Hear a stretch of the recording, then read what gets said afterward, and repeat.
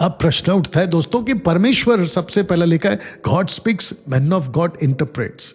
परमेश्वर बात करता है और मैन ऑफ गॉड उसको इंटरप्रेट करता है। तो परमेश्वर बात करता है अपनी बाइबल में राइटली, वचन को ठीक से डिवाइड करने वाला परमेश्वर का जन होता है, जो लोगों को वो सिखाता है क्या सही है क्या गलत है और कैसे पढ़ना है कैसे नहीं पढ़ना। तो इस कॉन्सेप्ट के हिसाब से आपका जो लोकल पास्टर है, आपका लीडर है ना, वो ऐसे सिखाता है।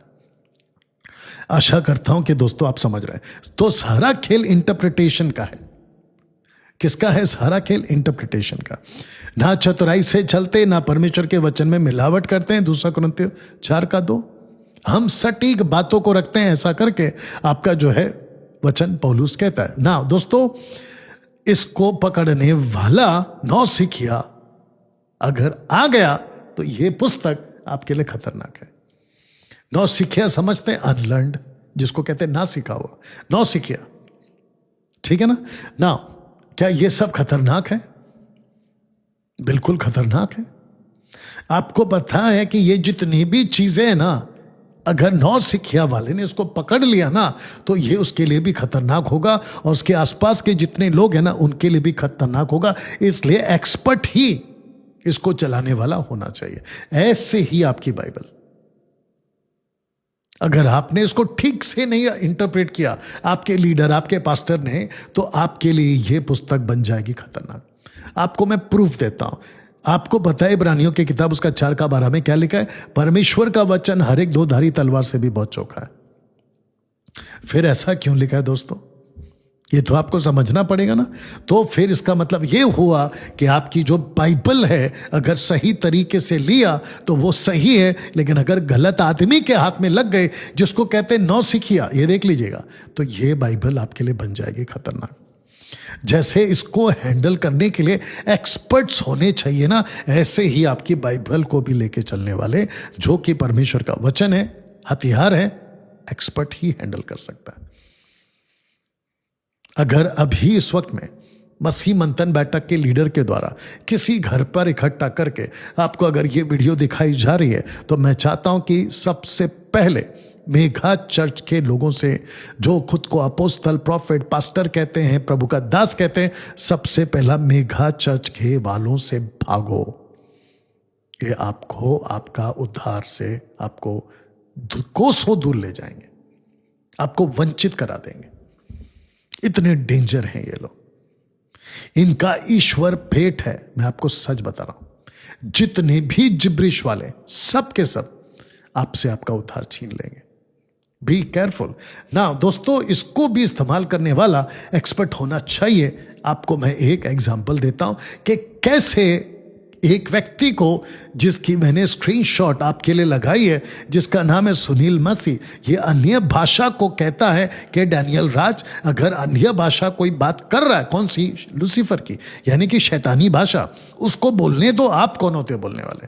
तो इसका मतलब ये हुआ कि इस शख्स को जिसने भी सिखाया वो जिब्रिश की भाषा इसी बाइबल से, अब वो बाइबल इसके लिए बन गई है खतरनाक। ऐसे ही पेंटिकॉस्टल कैरिस्मेटिक ग्रुप वाले, जितने भी सेवक है जो जिब्रिश स्पीकिंग में बिलीव करते हैं, वो सारे के सारों ने इस बाइबल को उनके लोगों के लिए खतरनाक बना दिया। तब जाकर लिखा है कि सेवक जो नौसिखिया है, अन्य भाषा बुलवा रहा है और बाइबल को खतरनाक बना रहा है। दोस्तों, आशा करता हूं कि आप यहां तक बात को समझ गए। अब आपको एक मैं थॉट आपके पास में दे रहा हूं। लिखा है कि जितना उधार पाने की खुशी नहीं, उतना उधार खो देने का डर लगा रहता है 90% कल्ट सेवकों के द्वारा, या उतना ज्यादा डर लगा रहता है। उधार की शिक्षा इसी बाइबल से दी जाती है, बपतिस्मा की शिक्षा इसी बाइबल से दी जाती है, विश्वास की शिक्षा इसी बाइबल से दी जाती है। नौसिखियों ने इस पुस्तक को खतरनाक बना दिया, सब उल्टा सीधा सिखा के। पौलुस कहता, माफ करना, पतरस कहता है कि जो वचन को प्रीच करता है वो ऐसे ही बोले जैसे वचन को बोलना चाहिए। लेकिन इन नौसिखियों ने टोटल बात को जो है बिगाड़ दिया ना। दोस्तों, आप कुछ देर से सुन रहे हैं, क्या परमेश्वर का वचन बाइबल खतरनाक हो सकता है? मैं आपको उसका एक और प्रूफ आपको देता हूं, गलत लोगों के वजह से फंस कर जो रह जाती है। यही सही भी है, यही गलत भी है। आपको बताता हूं कैसे। जहां के लिए सही लागू करो, जहां के लिए सही है तो लागू करो, और जहां के लिए गलत है लागू करो। एग्जाम्पल, पीतल का सांप एक वक्त के लिए सही भी था, और पीतल का सांप अगले ही पल के लिए गलत हो गया, क्योंकि पीतल के सांप को लोगों ने ईश्वर बनाकर मूर्ति पूजा करना शुरू किया। दूसरा राजा की किताब 18 अध्याय वचन 4, अगर मैं गलत नहीं हूं, ठीक है ना। उसके बाद में मूसा की लाठी, जब तक आदेश को लेकर चला सही वाला, तब तक लाठी सही थी, लेकिन जैसे ही गलत तरीके से मार दिया, वही लाठी उसके लिए प्रतिज्ञा का देश छीन लिया, उसी लाठी ने। तीसरा, शब्बात के लिए इकट्ठा किया हुआ मन्ना। आपको पता है, संडे टू फ्राइडे, बहुत ध्यान से सुनो, संडे टू फ्राइडे आपका मन्ना, उस पे कीड़ा नहीं लगेगा। सैटरडे को आपको मन्ना इकट्ठा नहीं करना है, क्योंकि फ्राइडे को ज्यादा गिरता था, उनको इकट्ठा करना होता था संडे सैटरडे तक वो खा सके। लेकिन जब इनको पता चला, इजरायलियों को, कि एक दिन का इकट्ठा किया हुआ भी फ्रेश रह सकता है, अगले दिन खा सकते हैं, तो इन्होंने कहा कि क्यों ना बाकी दिन भी हम यही प्रथा लागू करें कि एक्स्ट्रा जमा कर लें, ताकि दूसरे दिन हमको जमा करने के लिए जाना ना पड़े। ताज्जुब की बात यह है कि शुक्रवार को इकट्ठा किया हुआ जो सैटरडे को खाते थे, उसमें कीड़ा नहीं लगता था, लेकिन सैटरडे के अलावा जो बाकी दिन इकट्ठा करते थे, उस पर कीड़ा लग जाता था। आप समझदार हैं। ऐसे ही सही भी था आर्क ऑफ कवनेंट, और सही जो था वो बाद में गलत भी हो गया। कैसे? जब बैल के ऊपर जब ठोकर खाकर कुछ लोगों ने उसको टेका दिया, तो वो वहीं मर गए। साथ ही साथ नादाब और अबीहू, जो आग सही था तो उनकी जान नहीं गई, लेकिन जब गलत तरीके से आग दिया तो वहीं पे वो मर भी गए, उसी आग ने मार भी दिया। बताइए। तो इसीलिए कह रहा हूं, जो सही है तो सही लागू करो, वही चीज अगर सही तरीके से लागू नहीं किया, वो आपके लिए गलत साबित हो जाएगा। तब जाकर ये कॉन्सेप्ट आपको समझना होगा, whole Bible is to you but not for you. जिसका हिंदी शब्द है पूरी बाइबल तुम्हारे लिए, लेकिन तुम्हारे वास्ते नहीं है। इसको कहते हैं कि जो बाइबल में बातें हैं, जितनी तुम्हारी उतना लीजिए। अगर आपने गलत तरीके से ले लिया, वही बाइबल आपके लिए खतरनाक साबित हो जाएगी। खरी शिक्षाओं का चेहरा नहीं होता, बल्कि खरी शिक्षाओं की आवाज होती है, और वो भी यूनिवर्सल होती है।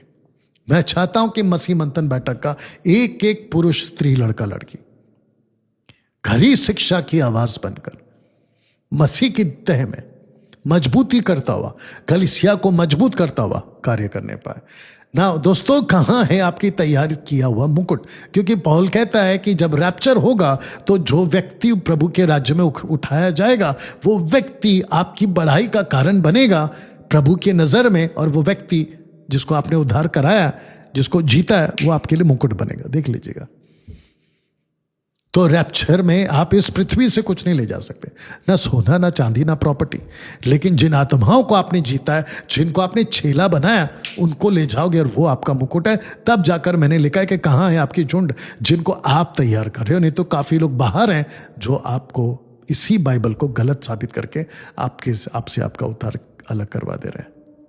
दोस्तों, आशा करता हूं कि आप अभी यहां तक बात को समझ गए। तब लिखा है कि जागरूक रहे, और उन वस्तुओं को जो बाकी रह गई हैं, जो मिटने को थी, उन्हें दृढ़ कर, क्योंकि मैंने तेरे किसी काम को परमेश्वर के निकट पूरा नहीं पाया। इसका मतलब क्या है? इसका मतलब यह हुआ कि आपको अपना काम कंप्लीट करना है। जानते हो व्यक्ति काम कंप्लीट कौन नहीं करता? वो व्यक्ति नहीं करता जिसको परमेश्वर से प्यार नहीं है, लेकिन जिसको परमेश्वर से प्यार है, वो परमेश्वर का काम कंप्लीट करेगा। क्योंकि इसी के साथ में अगर आप आओगे तो आपको पता चलेगा 2:4 में तो कहता है कि तूने अपना पहला सा प्रेम छोड़ दिया ना। खरी शिक्षाओं से उद्धार पाया हुआ एक क्षेत्र का नहीं होता, एक चर्च का नहीं होता, खुद का नहीं होता, बल्कि वो यूनिवर्सल का होता है। तो जितने भी लोग अभी मुझे देख रहे हैं, मसीह मंथन सहित खरी शिक्षा वाले, क्या आप एक क्षेत्र के बनकर रह गए? क्या आप सिर्फ एक चर्च के बनकर रह गए? लेकिन आपको यूनिवर्सल बनना है। तब जाकर मैं आपको एक कॉन्सेप्ट समझा देता हूं। दोस्तों, पहले चित्र देख लो कि लाइफ में ये दौर क्यों आता है। एक व्यक्ति के लाइफ में ये दौर क्यों आता है। लड़का जब जवान होता है, वही लड़के के बाल सफेद उसकी चेहरे जिस पे जो रिंकल्स जिसको कहते हैं, और उसकी जो टोटल पर्सनैलिटी है वो इस अवस्था में क्यों चली जाती है। तो लिखा है कि लाइफ में ये दौर क्यों आता है। अब आपको इसके पीछे की सबसे बड़ी वजह बताता हूं कि ये लाइफ में ये दौर क्यों आता है। दोस्तों, अब जब हम अभी मैं वीडियो बना रहा हूं तो ये मार्च, अप्रैल, मई, जून का जबरदस्त गर्मी का महीना में, और गर्मी के महीने में आप फ्रूट्स में से एक फ्रूट्स बहुत खरीदते हैं और वो है वाटरमेलन फ्रूट, यानी कि कलिंगड़। अब सबसे इंपॉर्टेंट पार्ट ये है कि जब आप दुकान में जाते हो तो कलिंगड़ लाल निकले, मीठा निकले, उसकी पहचान अगर जिसको नहीं है तो वो व्यक्ति गलत ले आएगा, जैसे आप स्क्रीन पे देख रहे हैं नीचे वाला। जानते हो कलिंगड़ को, वाटरमेलन को आप जब खरीदते हैं ना तो आपको सबसे पहला उसका येलो पार्ट, एक तरफ का पार्ट येलो हो जाना चाहिए और दूसरा उसका जो रूट है, डंडी जिसको कहते हैं, वो टोटल सूख जाना चाहिए। लेकिन अगर वो हरा है इसका मतलब ये है कि वो नीचे वाला अभी भी कच्चा है। ऐसे ही दोस्तों परमेश्वर हमको ये रूप देता है जिसको कहते हैं कि एक मजा हुआ शिक्षित, जिसको कहते हैं कि परमेश्वर की बातों को जानकर उस व्यक्ति को परमेश्वर यूज करता है, इस्तेमाल करता है और प्रभु के राज्य में बाइबल पकड़ाकर खड़ा करता है ताकि वो सिखाए। उसका एक और उदाहरण आपको देता हूं कि प्रभु यीशु प्राचीन है और परमेश्वर पिता भी प्राचीन है। लीजिए, दानियल उसका 7:13 कहता है कि मैं रात में स्वप्न में देखा कि देखो मनुष्य के संतान सा कोई आकाश के बादलों समेत आ रहा है, वह उस अति प्राचीन के पास, यानी पिता परमेश्वर के पास में। तो परमेश्वर का जो पुत्र है, सन का वस्त्र, यानी कि इंग्लिश में फाइन लेनन, सफेद खादी का कपड़ा, और लिखा है कि एक पुरुष को खड़ा देखा सफेद कपड़ा में। ऐसे ही दृश्य यूहन्ना ने देखा। किसको? यीशु को। अब प्रश्न उठता है कि बाल श्वेत वरना उन पाले के समान उज्जवल। तो यीशु का चेहरा, यीशु की बातें, यीशु का पर्सनैलिटी एक प्राचीनता को दर्शाता है। Asians of God, Asians days, यानी कि प्राचीनों का परमेश्वर। तो जिसके चलते दोस्तों बाइबल को पकड़ने वाला हर कोई ऐरा गहरा पास्टर, टीचर, अपोस्तल नहीं बन सकता, उसको अनुभवी होना होगा। तब जाकर कौन संभाल पाएगा इस खतरनाक हथियार को? केवल अनुभवी। यह तो ठीक है दोस्तों ना। आपको पता है एक ऐसा जीव है जिसको कहते हैं इनलैंड टाइपन, यानी कि फियर्स स्नेक, ये भी इसको बुलाते हैं। इसकी एक बाइट का जो जहर निकलता है उससे आप एक जहर से 100 लोगों को मार सकते हैं। मेमन्स को मारने के लिए इसका जहर इस्तेमाल होता है अदर जगहों पर या फिर जंगलों में। अब बताइए, अगर इस टाइपन को संभालना है किसके हाथ में देंगे? ऊपर जो चेहरा है वो या फिर नीचे? ऐसे ही दोस्तों परमेश्वर का वचन को संभालने वाला मजा हुआ होना चाहिए। कोई भी ऐरा गहरा खड़ा होकर बाइबल टीचर बन गया हूं, मैं ये कर रहा हूं, नहीं होता है। ये समझाने की आज आपको कोशिश करा। कारपेंटर और इलेक्ट्रिशियन, नौसिखिया या अनुभवी, देख लीजिएगा। वैसे ही घर अगर बनाना है तो नौसिखिया या अनुभवी। ऐसे ही अगर आपको किसी के पीछे बैठना है तो आप देखोगे कि भैया वो गाड़ी ठीक से चला रहा है कि नहीं चला रहा, नहीं तो वो भी मरेगा और आपको भी मारेगा। ऐसे ही दोस्तों स्कूल एंड डॉक्टर, कौन सी स्कूल के टीचर और कौन से डॉक्टर के पास जाना चाहोगे? जो अनुभवी, ना कि नौसिखिया। दोस्तों न्यू ड्राइवर, एक्सपीरियंस ड्राइवर में आज आपको एक फर्क बताता हूं कि जो नया ड्राइवर होता है जब वो स्टीयरिंग को पकड़ लेता है तो उसको रास्ते पर टैकल करने के लिए उसके पास 10 थॉट्स आ सकते हैं, सिर्फ 10 थॉट्स। लेकिन जो अनुभवी होता है ना उसका सीधा डबल आता है, क्योंकि हर कोई सड़क पे गाड़ी चलाकर अपने आप को नहीं बचा पाएगा, अनुभवी ही चाहिए और आप उसी के साथ बैठोगे। तो जिसके चलते दोस्तों जेम्स की किताब उसका 3:1 कहता है कि हे मेरे भाइयों, तुम में से बहुत उपदेशक डिडास्का ना हो या ना बने, क्योंकि जानते हो कि हम उपदेशक और भी दोषी ठहरेंगे। अब मैं आपको बताता क्यों। बाइबल टीचर दोषी क्यों ठहरेंगे? क्योंकि वो प्रीच करते करते, स्पीच लिखा है, वचन मतलब स्पीच, बात करते करते अपनी बात पे नहीं टिकते, बदल देते हैं और वो बाइबल को बना देते हैं आपके लिए खतरनाक।